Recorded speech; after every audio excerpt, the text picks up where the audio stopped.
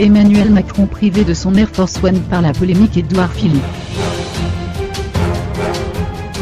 Alors que l'Élysée souhaitait l'acquisition rapide d'un Airbus A319 Neo à usage gouvernemental, la polémique des frais de transport du Premier ministre Édouard Philippe a repoussé la commande.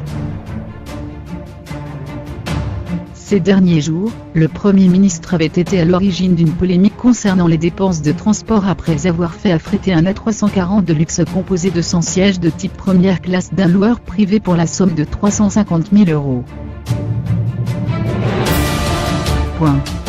Ce choix pour rentrer de Nouvelle-Calédonie au grave, il était présent avec sa délégation, lui a fait gagner 2 heures de temps.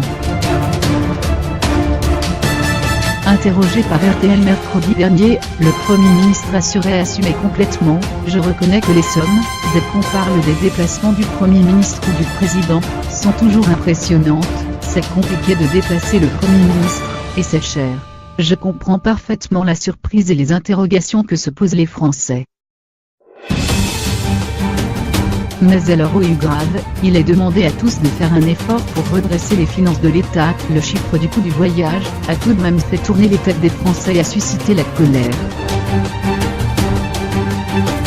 C'est pourquoi le président de la République Emmanuel Macron aurait repoussé la commande de l'Airbus A319 Neo destiné à devenir l'Air Macron One. L'avion à usage gouvernemental coûterait entre 130 et 150 millions d'euros.